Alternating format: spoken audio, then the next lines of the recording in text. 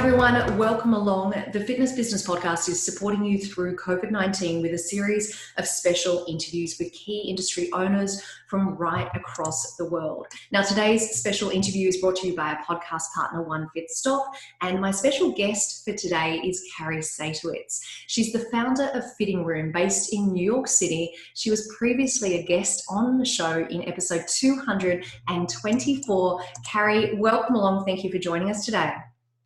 Thanks for having me. It's such a pleasure to catch up with you, especially at such a interesting time in everyone's lives. We say interesting, and obviously you are in the heart of New York City, where there has been so much focus and so much attention and so much tragedy really around COVID-19, as there has been right across the world. So we are particularly grateful for you joining us and sharing your experience with the business, with what you've done with Fhitting Room during this time. So just for anyone that's not familiar with the business, do you want to start off today just by giving us a quick overview about Fhitting Room?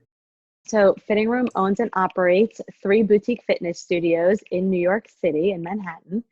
We specialize in high-intensity interval training and strength training. Everything is class-based. Our focus has always been on personalization, even though we're in a group environment.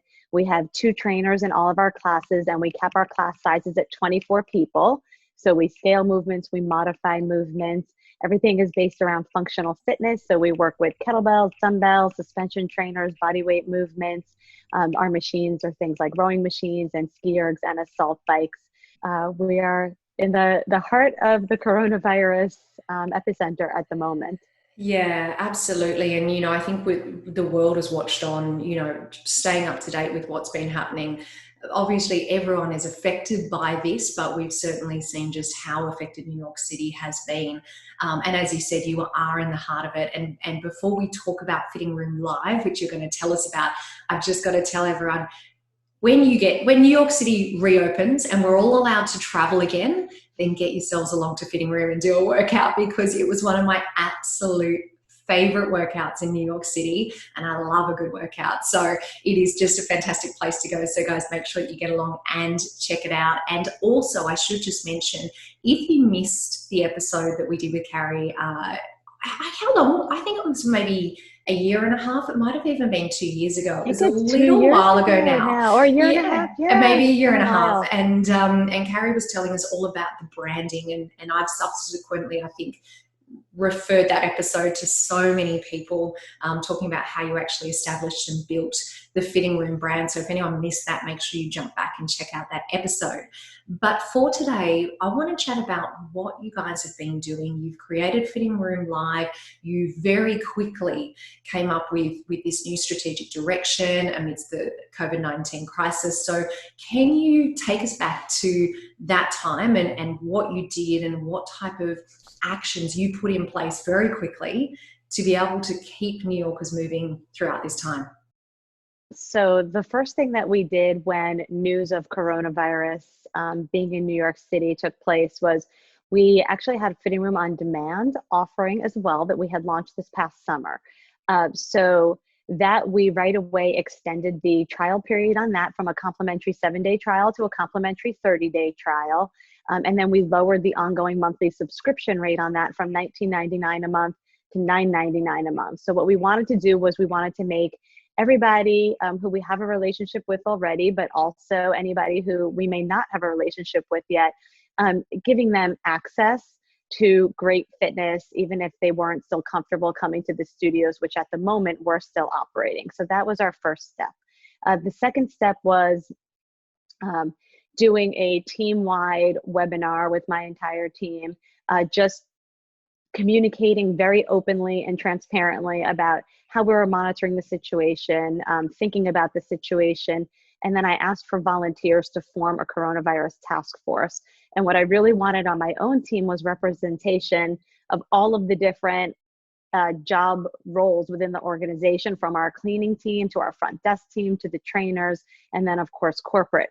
What I didn't want to happen was sit in corporate offices with my small business team and make decisions that affect our 50 employees who are going to be interacting with people in all different ways and keeping the studios clean and sanitized. So we formed that right away. And then every day, I would say for the next couple of weeks, while everything unfolded pretty quickly, it was still around 2 weeks before we actually made the decision to close our studios.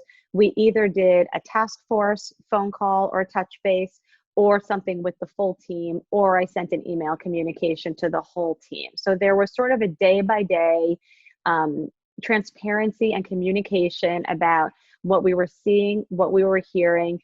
We did anonymous polls every few days, taking stock of whether employees were still comfortable coming to work or not, and also made sure that employees knew that if at any point we were open, but they were not comfortable coming to work, that was something they did not have to do. So I feel like our stage one of preparation was making sure that our team knew what was happening and that everybody felt comfortable, and setting up infrastructure for the decisions we were making to feel comfortable to everybody through the team, through the organization. Step two was anticipating. So, we started to see the writing on the wall and thought, the day is most likely going to come where reducing our class sizes, which we did, or we stopped sharing equipment. So we reformatted our programming.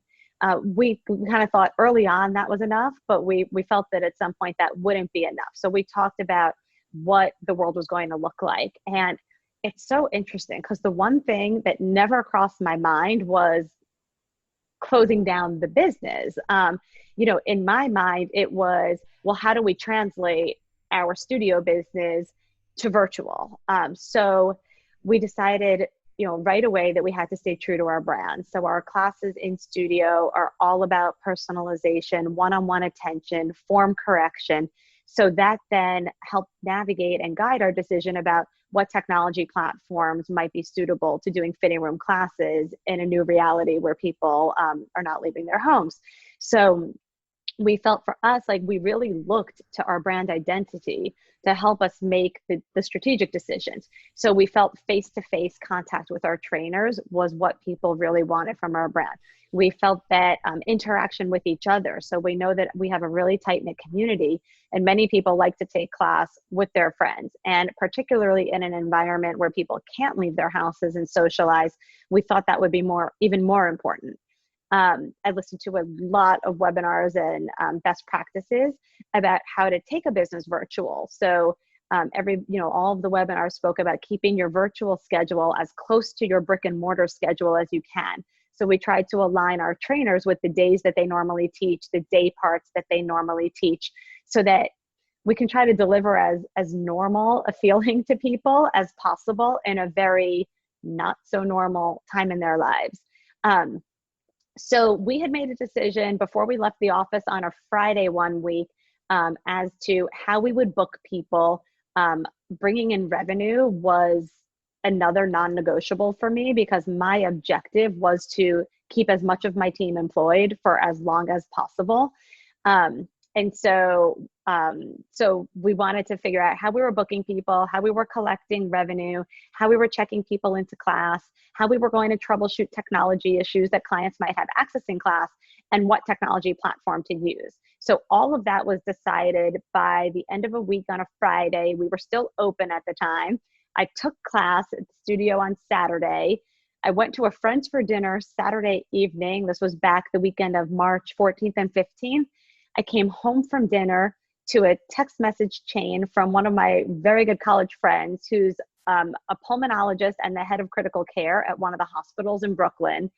And he basically sent a text to all of our close friends saying people aren't taking this as seriously as they should. You need to stop play dates for your children. You need to stay home. Kari, you probably have to close your studios. And started to give us some of like the leading edge sort of like statistics and things they were seeing. And I went to bed that night thinking, I'm going to have to close the studios. We were open that Sunday, and I woke up with that same feeling. Like, I think we've like reached that tipping point. Opened up my email and had emails from a couple of my trainers with concerns about remaining open, and they weren't really concerned about their own personal health. They felt, we're young, we're healthy. At the time, I think people still thought that was sort of like the golden ticket to beating this thing. But they were concerned about, we have a lot of prenatal clients. We have a lot of clients who are older. We have kids classes. Like, we bring a lot of different communities into our community. And then everybody on our team, while maybe young and healthy, is on public transportation. And there started to be this feeling of, like, what if I'm passing it on to somebody else? And so I, pulled together a call with my task force that day. We made a decision that that would be our last day of classes. We sent an email. I sent a very personal email to our client database that night. And at the same time I sent that email, I committed to my team 2 full weeks of pay for everybody in the company, regardless of their position. But we also made available, we called them like COVID-19 support packages. We're not a nonprofit, so it's not a charitable contribution. That was like very forward facing to clients, but we had a lot of clients who were really concerned about what would happen to our team members who they've become so connected to if we do close the studios. So we had these support packages that we made available for our community to support the team, and 100% of those package revenues went towards that 2 weeks of payroll, essentially. And then I told my team, listen, I'm 100% confident we're making it through the coronavirus, whatever that looks like. We are launching, we had already made a decision by Friday. We're going to launch Fhitting Room Live, which we're going to bring our classes virtual. We know the technologies we're going to use. We're going to set up a trial class among just the team. So this was like a Sunday night, on Monday. So we trialed internally Monday, Tuesday. We announced to our community and our clients on Wednesday, and we started classes Thursday virtually. And so right off the bat, we had a revenue generating model. I had modeled out 21 classes a week. I was thinking 3 classes a day. We are between 90 and 100 classes a week right now. So it's been really incredible. I have about 50% of my team actively working and engaged in employment. 100% of my full-time fit pros, my regional studio managers, a good percentage of our full-time front desk. I kept the head of my maintenance team employed, and he goes into each of the empty studios once a week and does cleanings and maintenance and runs all of the utilities. And my corporate team all took voluntary pay reductions. So everybody's contributing in some way on a financial front. And we moved really quickly, and we just moved together as a unit.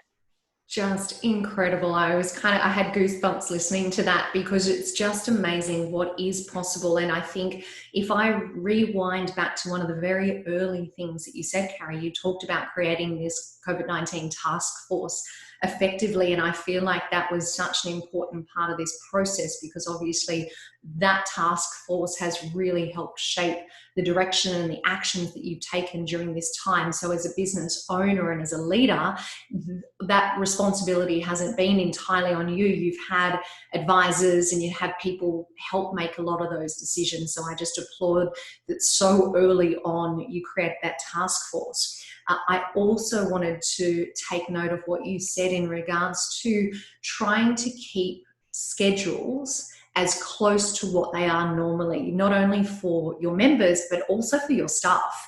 And I think that's a really important point. And we actually have talked about it with a few different owners and key people within the industry who have commented on just how important it is that we keep our members in a routine and keep them active in the times that they're normally active where possible. But I think what's significant about that is that you referred it back to the staff as well, and trying to make sure that they're keeping their routine, because once we reopen doors, which hopefully won't be too far down the track, but once we reopen doors, then hopefully people will fall back into a similar routine afterwards, and there's not too much disruption aside from the massive disruption that we're all going through anyway. There's 2 questions that I have for you in regards to what you talked about. First of all, we noticed early on, because I think JT got the email that you sent out in regards to clients and members supporting your staff through a donation. Can you tell us a little bit more about that? Because I think we haven't seen anyone else do it, first of all. I think there is so much we can learn about that, and it really showcases the fantastic relationship between your members and your staff. Can you just tell people a little bit more about what you mean by the support packages and how your members were able to make a donation to support your staff during this time? A lot of our members have become very close with our team over time. So we've been open for over 7 years, and all of our studios are in New York City. 3 of the original 4 founding trainers are still on the team, and we just had 5 other trainers celebrate 5-year anniversaries in the past few months. So there's really longevity and retention, both on the client side and the team side. Both of my regional managers started as front desk employees, promoted to studio managers, promoted to regional managers. So there's just a lot of caring. Plus, we have a brand that's built on personalization and heart. Quite frankly, it's part of our brand DNA. So a lot of our clients were really concerned about like what happens to all of these people who I love, who get paid based on classes they're teaching or hours they work if studios are closed. They wanted to know how they can help. People offered to rent and lease equipment. And, people were reaching out in different ways. So one of the things I know from our community, just from past fundraisers we've done and past charity classes that we've done, is when the cause is personal and it connects back to somebody in our community, the support is sort of like staggering. When we do something, even if it's for the best cause in the world, if it's not personal to our community and it doesn't resonate like with somebody in a specific way, we don't see a huge amount of support. And I think it's because, everybody has the things that are personal to them. So people are already giving, throughout the year. So if it's not something that really connects, it's sort of a miss, right? Because they're giving in other ways. So a few years ago, one of my founding trainers, his apartment was destroyed by a fire and he lost essentially everything. And we set up a GoFundMe page. And we just included it in an email to our database and on social, and over $40,000 came in. It was pretty incredible. And so I knew I had some data points going into this. And I just knew that if we gave our community an easy way for them to help, that they would want to help. So for me, I don't take a salary from the business. I never have. My reason has always been that, I want to give to the team. They're really the ones who are building it on the front line. And so with this, I knew that if I gave them an avenue to support the team, people would take it. So we literally just added packages to the buy page of our website. You're right. That's what happens. Humans, I know. That's right. I'm also like, can't somebody else in my family pick up the phone? Landlines never ring around here. We could always take the call live if you want to. We can do that. Right. I'm like, anyway. So we literally just added, as if they were new class packages, we added packages to the buy page of our website. We called them COVID-19 support packages. Right on them, we said, no goods will be exchanged. This is strictly to support the team. 100% of this money will be used towards our payroll. And you can't write it off for tax purposes because we're not a 501c or, we're not a nonprofit organization. So we charged tax on it. We declared it for New York City tax purposes and we paid tax on it. So we did everything, kind of legally. And we brought in, not enough to cover those 2 full weeks of payroll for my team. But, we brought in a pretty significant amount, and it's money that we wouldn't have otherwise had. And I just think right now, every little bit really does matter. And, really quickly, one thing I will say is, I did have a task force internally and temperature checked internally, but it was equally important to talk to other studio owners constantly in the decision-making process, and also participating in industry, webinars, and listening in with leaders, from finance and regulatory bodies and health clubs, and just collecting as much information and being a sponge in those early days as possible. And one of like the things that was really salient with me and helped me make some really challenging decisions was the best way that you can help your organization in the long run is to make sure that you survive, right? So even though you might want to pay 100% of the people 100% of the money for 100% of the days that you're closed, well, what happens if you're closed for a year? Or what happens if social distancing requires, class sizes be cut 50% for a year? Or, so it was really just super helpful to have a much broader perspective and advice from people who weren't emotionally attached to like the humans involved, to help make good business decisions. Yeah, I'm so glad that you brought that up, because that was a huge part of our motivation to do this video series and to do the mastermind panel that we did a few weeks back. And it really is, we're all in uncharted territory. So I think, as you say, like soaking up as much information from each other as we can, learning from what other countries are doing, what other studios are doing, how people are dealing with their staff, even though we're all in different situations, how owners are surviving and in some cases thriving throughout COVID-19. So I think it's such an important reminder that in any situation that we go through, you're not in this alone, and you really can look out to other people to seek advice and guidance, and, and certainly create a lot of your own strategies as well. But I think it's such an important reminder to really look at what other people are doing in the market as well. So, Kari, there are just two last questions that I want to finish on, and I know we're kind of running out of time, but two things. I would love to know just briefly about some of the results and the impact that you've had with Fhitting Room Live. And then after that, we'll finish off with our Keep Me Fit Bizbration. And for that today, I'll give you both the questions in one, and you can roll through them as you want. So first one is sort of, what are some of the results that you've produced so far, or what's the impact that Fhitting Room Live has had so far? For the Keep Me Fit Bizbration for today, I'd love you to share with us what's your number one piece of advice that a club can actually judge the success of their online platform. So over to you. So as far as results, we've had over 1,500 unique people taking Fhitting Room Live virtual classes since we launched. And we launched March 21st, I think was the date, but I think it's been about a month. 15% of those people are totally new to the Fhitting Room brand, which I think is pretty awesome. So like they've never stepped foot in a studio at any time in their lives. About half of those people were in the studios within 30 days of our closing. So those were sort of like our active, we call them like our active clients.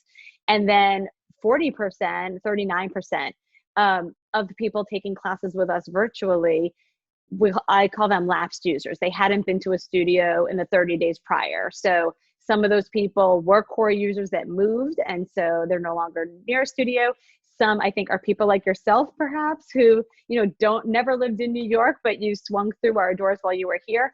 And then I think also, we live in New York where there's thousands of fitness studios. And so, there's a lot of people out there who have routines, but this is an opportunity to try something else or add something back into your routine that maybe you loved.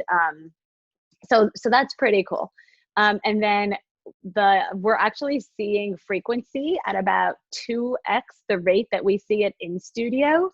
So we're seeing people taking about twice as many classes per user, which is really awesome. And we're also seeing about 75% week over week retention. So we've seen some weeks at as high as 78% week over week retention for our clients.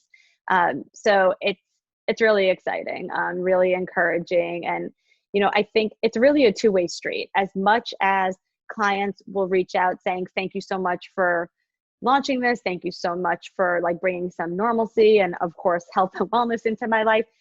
I mean, our team and our trainers feel the same way, so whether it's the trainers teaching the classes, or our fit hosts, as we call them, the front desk, who are, playing the role of customer service and tech support, or my business team.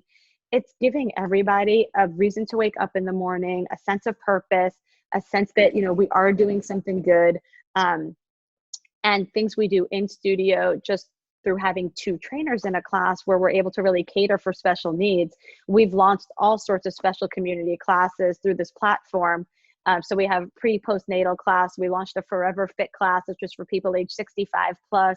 We have Fit Kids classes. We have Healthcare Heroes, which is twice a week. We do complimentary classes for healthcare workers.